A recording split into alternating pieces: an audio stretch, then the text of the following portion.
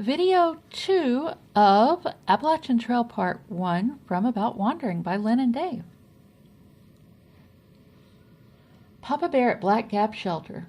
This, not my first attempt to hike the Appalachian Trail, began with a train ride from Chicago to Gainesville, Georgia. Then I took a taxi ride to the State Park Lodge. I condensed 2 duffel bags of gear into a 5,500 cubic inches external frame backpack that evening in my room at the lodge. I watched the news on TV and drank diet soda pop in preparation for my first day of hiking on the AT. Despite getting the biggest backpack I could get with minimal effort, I found that only so much stuff could fit in the pack. I had to toss some fairly good stuff in the trash. I didn't weigh the pack because I really didn't want to know what it weighed, but I could guess it was somewhere in the range of 50 to 60 pounds. The next morning, February 12, 2009, after a light breakfast, I lugged self and pack up along the beginning of the approach trail, sweating, panting, and with heart pounding. Quickly I was exhausted, but very relieved to see Black Gap Shelter to the left of the trail. A beautifully built shelter with no one in it. This was the location where Mama Bear and I would, about 9 months later, spend our first night camping together. Soon I would make her acquaintance, and we would begin the process of getting to know each other via long-distance communication. Water was a ways down a hill opposite of the shelter, and the trail fog rolled past the shelter all night like ghosts or spirits. An owl echoed a call that boomed through the fog, and coyotes screamed bloody murder somewhere on a nearby ridge. The 3-walled shelter, missing a 4th wall, seemed like some sort of Greek temple or sacrificial altar, but was extremely well built and had an above-ground privy. Still exhausted from the train ride, I slept like a rock that night, rested the next day, and spent another night sleeping like a rock. A few people passed by who said they were through hikers. Hawk Mountain Shelter. Getting to the beginning of the AT at Springer Mountain on a misty morning proved to be much better than I expected it would be. I was well rested and newly motivated, took some pictures of the plaque on the rock, and got myself going down the trail, passing crowds of day hikers. People would ask me if I was hiking all the way to Maine with disbelief and gestures like they just met a crazy person or escaped lunatic. I started to question my own sanity, all while hearing my 5-year-old niece echo in the back of my mind. "Uncle Dave, do you have to go? Couldn't you just go for 3 days? Why do you have to go?" I didn't have concrete answers to these questions. The trail began making its way through some stunning woods with big leafy trees like out of some movie set about dinosaurs, only missing the dinosaurs. When I arrived at the shelter, there were a group of through hikers already there, and they told me I could have the shelter all to myself. As I threw my sleeping bag down on the hardwood floor of the shelter, my headlamp caught the sight of 2 rats that were likely permanent residents. The rats were quick and ran around everywhere. Was there some other reason I was offered the entire shelter and everyone else was out in tents? It seemed to violate some rule, like when everyone avoids eating a certain dish of rotting horse meat. When in Rome, do as the Romans. On a cold February evening, I fell asleep to the sound of the pattering feet of rats. Gooch Mountain Shelter. Got a late start, then met a couple from Alaska. There were a few other through hikers, and some were very well prepared in the food department. They had freeze-dried a lot of food, and they worked feverishly preparing pots of it in the shelter for their personal consumption and pleasure. They really knew how to cook and reminded me of Paris chefs. Everyone then quickly departed, and someone left behind a large bag of food. Not knowing if someone was coming back or still there, I paid little attention to it, but gathered my gear and hit the trail for Gooch Mountain Shelter. Really felt like I was making progress despite the pain in my back and shoulders. As I hiked, I couldn't help but do a mental calculation of all the things I needed to get rid of, like that 7-pound 35mm camera. One argument to keep the camera was that I found it vital to share the beauty of the trail with those back home, but the other side is that the weight threatened to break my back and grind me into the ground. The trail started grinding me down. I was taking a beating, but someone said something about trail legs. Each mile seemed like 3 or 4 miles, and though I felt like I was making progress, it was going slow. Eventually I made it to Gooch Mountain Shelter. Woods Hole Shelter. The shelter at Gooch Mountain had a loft, and that's where I decided to sleep, thinking the rats might be afraid of heights. The Alaskan couple slept below because they had frozen the night before while tenting, and they thought it might be warmer in the shelter. The next morning, everyone but myself was motivated to get going at daybreak, and though the day looked to be a beautiful early spring, late winter day, the multitude of northbound through hikers launched themselves down the trail at varying rates of speed, mine being the slowest. I met quite a few day hikers along the way. The hours just flew by as I tried to get some distance down the trail, stopping periodically to eat some food and drink water. The sun began going down behind the mountains, and yet I still had a good distance to get to the next shelter. I had good phone reception, so I called home, and my mom told me there was a lot of rain coming through. Better get to a shelter if possible. In the dark, I managed to find Woods Hole Shelter out on a side trail in the woods. Imagine that.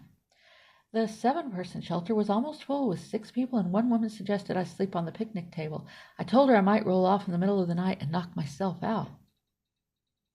She replied, "Wouldn't that be too bad?" I told her she could sleep on the picnic table. I crawled in the orgy of bodies in the shelter and went to sleep, noticing one guy went out to sleep on the picnic table. Guess he wanted to show me I was a wimp, but I was so tired I didn't care anymore. I woke up an hour later to the sound of a lumber mill and an orchestra of 7 snoring lumberjacks sawing logs, and one of them was the guy on the picnic table. An hour later the rain came, and so did the wind, blowing the rain into the overhang of the shelter and onto the picnic table. I woke up the next morning. Everyone was in the shelter, and the picnic table looked abandoned. Nils Gap.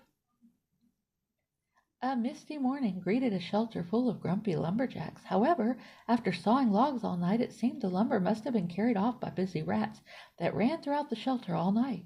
In the middle of the night, I had one rat clinging to my face while I was comfortable in my mummy sleeping bag, but I just swatted the creature away like a bug and went back to sleep. Like some goofy foot race, everyone wobbled out and down the trail, which was just going higher and higher in elevation. A hill that was all uphill, no downhill, all the way up to Blood Mountain. The reward for making the ascent was a stone shelter that did not look friendly or warm, despite having a fireplace and a doorway. Behind the stone shelter I found the downhill, and it was over boulders and rocks barely marked by white blazes, which were half hidden like Easter eggs. The outfitter at Nils Gap eagerly awaited the ill-equipped thru-hikers who needed knee braces and backpacks. Warm in the bunkhouse, the "you can sleep on the picnic table" lady promptly made her way to the outfitter store to buy herself a new backpack and some knee braces, only to return to advise me to ditch the blue jeans and fleece jacket, like she really cared. One of my weaknesses, I tend to listen to advice. The outfitter store was like an epic amusement park where everyone's dreams can come true. There I was told I needed a whole new wardrobe. I was in danger, and I was wearing dead man's clothes. I didn't care anymore, and I couldn't have trail legs. If I couldn't have trail legs, then at least I could dress like someone who had trail legs. Boy, did I look spiffy. By the time they suited me up, and with my money gone, I felt light on my feet, quite dizzy. Everyone now looked at me with smiles and happiness with my extreme makeover. The outfitter smiled and rejoiced, knowing the season had just begun. My first zero. Hey Google, stop. Okay, stopping bedroom speaker. Sorry, that was a little glitch, but we will move right along. I noticed that we had some beats starting in the background, and we don't want beats because I don't need a copyright strike. Okay, now that the set is ready to resume, we're going to start with my first zero. I'm enjoying the pictures in the background too. Lots of memories, lots of fun on the Appalachian Trail. That's looking out over a town. I don't know. I don't really remember which town that was. Oh, possibly Hot Springs. Maybe that was. Okay, my first zero. This is still from Papa Bear's Memories. I spent 2 nights at Nils Gap, and what you're seeing is Hot Springs. That is quite a bit north from Nils Gap. So these pictures will not exactly correlate to the text that I'm reading from our book and that kind of thing, but you're still getting to see Appalachian Trail pictures throughout as we meandered our way northbound. And in this case, some of these were pictures taken before we met on Dave's first foray. We have several more videos coming with new pictures. This one will loop. I may let it loop back at the beginning for a few minutes, but we have a lot of pictures that we're making slideshows so I can then read our book over the slideshows. You can see what's going on. My first zero. Dave took great pictures. We both loved taking pictures, but sometimes I just like living in the moment, living for today. But at this point in time, and almost 15 years later, it is really nice. What that oh, you can't see it.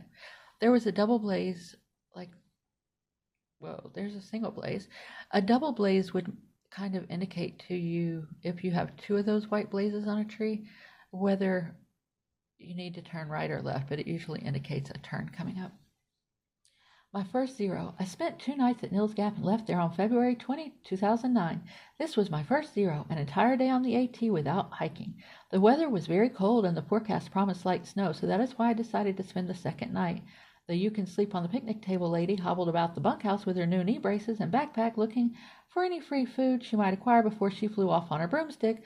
More machine than woman, but oh boy, did I hit the down arrow, but decided to give me one last piece of advice before she knee braced herself down the trail. Beware of the hostel manager. If he posts your picture on his wall, he'll spread the word of your ruin and demise through the internet, up and down the trail, and all the hostels will turn you away. Out the door she flew. Hermes, the Greek god of the underworld, messenger of Zeus, the gods have spoken. The bunkhouse manager made pancakes that morning and told me he has hiked the Appalachian Trail 21 times. He is considered by those who know him a trail legend. He seemed to be modest with a great sense of humor. A couple of other weathered and experienced AT hikers were also at the hostel and offered advice with unlimited patience. One in particular had tons of lessons learned and he was willing to share them. He had confidence that I was on a fast learning curve, and as a matter of fact, he told me he would see me at Hot Springs, North Carolina, on the trail. I mentioned I could really go for a beer, and instantly he handed me a cold beer. How great is that? He also promised to help 2 new arrivals that looked to be professional football linebackers at approximately 270 pounds and 325 pounds each. They were big men and they had a mission to hike the AT. Mile 47, northbound. The abbreviation for that is NOBO, N-O-B-O, on the AT. My backpack is now 15 pounds lighter because I mailed off stuff I was advised to get rid of, such as the 35mm camera, my tent, my water bottle with water filter, my GPS, my fleece jacket, my Leatherman tool, my compass, parts I ripped off the frame of my backpack, my leather belt and steel belt buckle, a user guide for the camera, and book about backpacking called Lighten Up, a complete handbook for light and ultralight backpacking by Don Latigan, my car keys and storage shed keys, and other miscellaneous items.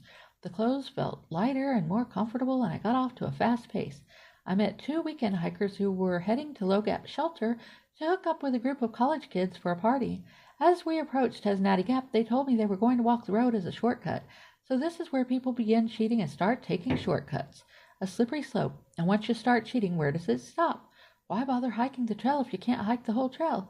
So they took the road, and I took the trail for a small climb over Wildcat Mountain, and we arrived at the next parking lot along Highway 348 at the same time.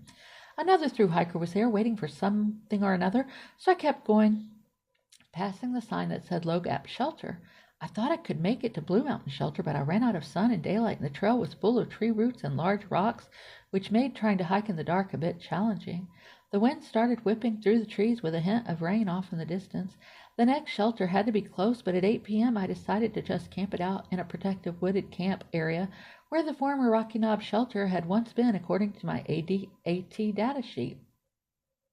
I found an empty whiskey bottle, tied it to a length of parachute cord, and threw it over a tall branch to pull up my food bag.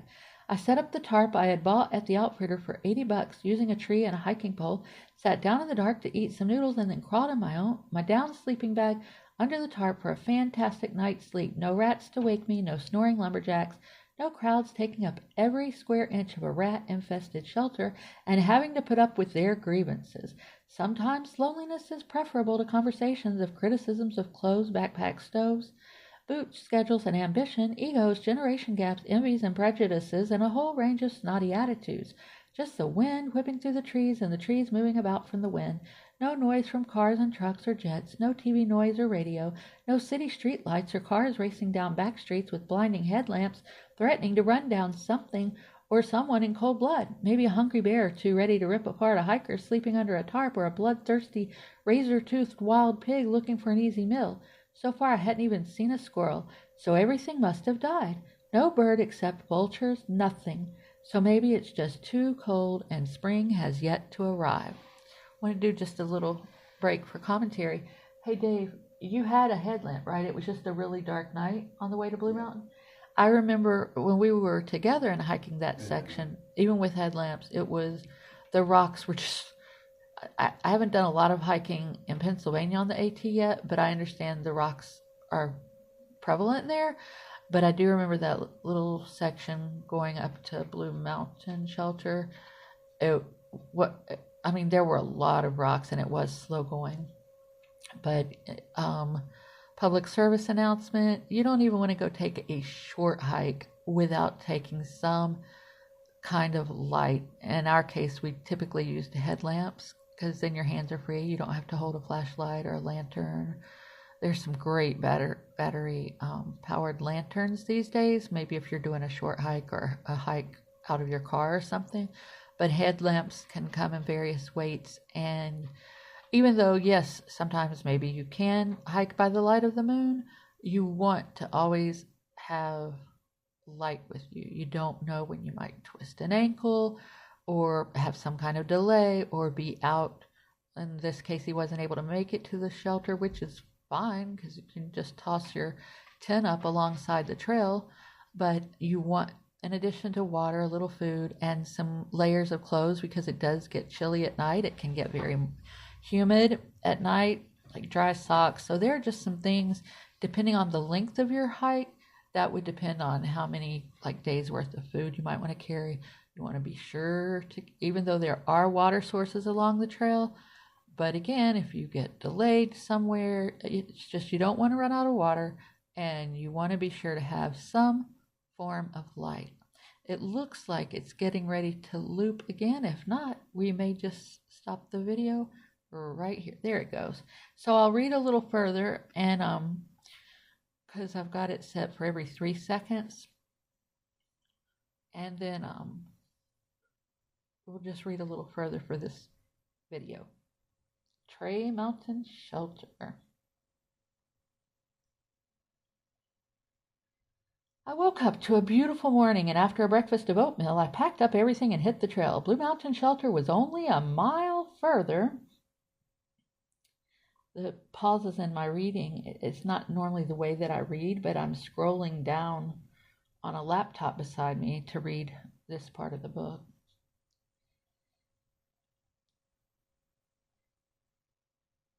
So I packed up everything and hit the trail. Blue Mountain Shelter was only a mile further up the trail, but for me yesterday, it turned out to be a mile too far. The parking lot at Unicoi Gap was full of cars and trucks and people who were volunteers to work on the various trails. Today they were working on a trail that was not the AT, a volunteer told me. A group of well-dressed old-timers were heading southbound on the AT, and in passing they had nothing but positive things to say, which really cheered me up. But they warned me of a good climb just up the trail. They were right. The walk up Rocky Mountain was a bit of a climb, but the view was fantastic. I raced along heck bent to get to Tray Mountain Shelter, which I did, just as the sun was setting. Just as I arrived to the unoccupied Tray Mountain Shelter, 2 other through hikers raced in, Chicken Legs and Stoops.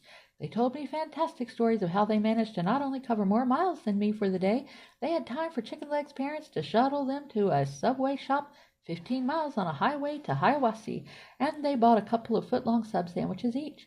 They both agreed that when their 2 buddies arrived, who they estimated to be not far behind, they would have a good time torturing them by eating all 4 subs while the late arrivals could only watch. 20 minutes later, their buddies wandered in, and Chicken Legs and Stoops sat in front of them and slowly ate their sub sandwiches, never offering so much as a crumb. I just watched as it all unfolded, not judging or saying anything because I figured it was no business of mine, and I didn't really give a darn. It turned out that despite the fact that Stoops wobbled and hiked like a hunchback, he was all wound up with limitless energy as the sun disappeared behind the mountains. He ran in every direction, hauling in logs for a bonfire, which in minutes he had blazing. Then he scrambled about the shelter like a carpenter, putting up tarps over the opening, saying that it was supposed to snow that night. I just watched in amazement, and other than that I felt useless, but I was glad he was so ambitious. We sat around the bonfire for a few hours and then hit the sack, hearing the wind howl. The next morning snow blanketed the ground, and Stoops did laps around the shelter to prepare for his hike, and thanks to him we slept warm and free from the snow that blasted over the mountain. Dix Creek Gap, Hiawassee. I left Tray Mountain Shelter with 3 of the 20-year-olds, Chicken Legs, Wooden Boy, and Bent Fork, preparing their breakfast feast, and Stoops still doing laps around the shelter. It only took minutes to stuff my gear in the pack, grab my hiking poles, and get going, skipping breakfast. A few miles up the trail, along came Stoops, hunched over from the massive weight of his pack, but burning past me on the trail like a linebacker with an outstretched arm to deflect anyone in his path. I knew the climb from 3,304 feet at Addis Gap to Kelly Knob at 4,276 feet was ahead, and sure enough, I struggled to inch over it. After that, it was just a very long descent to Dix Creek Gap and to U.S. Highway 76. I ran out to the road and started hitchhiking when I heard, "Hey, flat man, where are you going?" Chicken Legs, Wooden Boy, and Bent Fork, who I left back at the shelter, had caught up and yelled out the question again, and I told them I was heading for Hiawassee. They walked over and stood by the road and started hitchhiking with me. I asked them, "Are you heading for town?" "No," they said, "we just want to help you get a ride." Cars continued to drive past as they had for me previously. "Thanks," I told them, "but I figure I'll just start walking along the highway." Down the road, I managed to get phone reception with my cell phone and called Hiawassee Inn. The guy said it would be $5 for a shuttle to the motel and $40 for a room. 1 hour later, I was checked in and I made my way over to the restaurant to eat a week's worth of food at Danny's Buffet, all you can eat. Lesson learned is don't bother eating that much food. Really didn't need to take that many showers, nor drink that many diet soda pops, or spend so much time glued to the TV watching the news. For $3.50, the motel washed my clothes. Hiawassee is an awesome little town. I found the library with free internet. I found a rap dancing toy rabbit to mail to my niece, and I sat in my room and finally finished doing my state and federal taxes. Muskrat Creek Shelter. Holed up in a Hiawassee motel for 3 days watching President Obama give his State of the Union, along with watching the movie Patton about General George S. Patton slapping a GI for cowardice, then watching Patton get passed over for promotion as I downed shots of diet soda pop from 20-ounce bottles and chowed down on bags and bags of junk food. The owners of the motel must have had their fill of news blasting from my room all night, because they came in my room in the middle of the night and ripped the heater out of the wall with a work crew and installed some relic heater of some bygone era, and then pounded on my door the next morning with an unrequested wake-up call saying they were ready to transport me back to the trail. One owner, who I thought was a brother of the other guy but wasn't, swung around with the van. I paid up in the lobby, and minutes later I was happily back on the trail again. The trail was covered in leaves, and it looked like late fall instead of early spring. On a slow climb, I noticed a yellow object on the side of the trail. Upon closer examination, it turned out someone left a stuffed bear with a construction hat and a sign wishing through hikers good luck. I had passed Plum Orchard Gap Shelter, and then a small footbridge, and then a sign that said GA-NC on an anticlimactic primitive wooden sign. Dead tired, I had Muskrat Shelter to my own. The rain came in with a very cold wind. I set up my tarp in the shelter, and with a rope pulled my food bag up over a tree branch. That's what we do when hiking to try to deter bear activity or anything else getting in the food or smelly stuff, like deodorant, toothpaste, stuff like that, trash. Everything was wet, and I couldn't get a fire going. It rained all night, sounding like machine gun firing as huge raindrops banged against the tin shelter roof. When morning came and the rain continued pouring down, I thought about staying put. Hours passed by, and a thru hiker named Journey Dog came by checking to see if I was still alive. He was hiking the trail despite the rain. Inspired, I waited for him to leave. I grabbed my gear and got going down the trail in the light rain. Standing Indian Shelter. The trail wasn't bad in the light rain. I came up to a right turn intersecting with another trail called the Chunky Gal Trail. Interesting name for a trail, Chunky Gal. Wonder how much she weighed. Did she live up here and walk this trail? More questions than answers, but there isn't much else to think about. I was just really tired, don't know why, so today was going to be a very short day with only 5 miles hiked. Carter Gap Shelter. The trail was a mud pit. All the rain caused the trail to be really difficult, with thick mud that swallowed up a willing boot as soon as you stepped in it. Hikers who must have recently preceded me churned it up into a mud soup. It all seemed new to me, but I guessed it was standard hiking for the seasoned hikers, those who already had their trail legs. When I made it to Carter Gap Shelter, there were 3 other thru hikers there. Journey Dog, Lynch, and a guy who told us he met the serial killer who killed the young lady last year near Blood Mountain. He was reading a novel, and I asked him what he was reading, and he told me it was about a serial killer. He had a dog and told me he was unemployed, even though I never asked. I love meeting people, but sometimes I'm reminded that there are positive advantages to being out on the trail with only the woods and bears. What would the trail be without the fellow hikers, trail magic, the camaraderie, and the wide range of personalities? So far, with the high elevation, the ridge views, the way the trail varied around different sides of the mountains, unbelievably beautiful. And what's more is at this early time of the year, the trees were still in winter mode without leaves, so you could see so much more than in the summer when every tree has leaves. The shelter did its job of keeping us dry as the rain fell all night. Journey Dog complained about someone snoring and indicated that it may have been me. Excuse me. I had not heard it because I was out sleeping like a rock. All the hikers who were in the shelter that morning were middle to late age and grumpy older men who could almost hear their bones creak as they departed down the trail that next early morning. Winding Stairs Gap. Cranky older men filed out one at a time into the cold, misty rain and out on the Appalachian Trail at daybreak. The last old dude made his way, me, as I trudged through ankle-deep mud as fast as I could typically swim through quicksand. The hours went by, 2 by 2, noon, then 2 p.m., then 4 p.m., then 6 p.m., and then a hell of a descent to a busy highway. I had hammered out a great pace all day, and what a reward to see this highway. Running to the roadside, knowing hitchhiking would be next to impossible, I dropped my pack and tried my cell phone. No reception. A car pulled up before I could start hitchhiking. The couple got out, clearing some room in their car. I asked them could I get a ride, and they said, "We are hikers. Trail magic. We are here to keep the trail magic going. We will take you to Franklin if that is where you are going." So in video 3, we'll start with Franklin, North Carolina. Have a great day.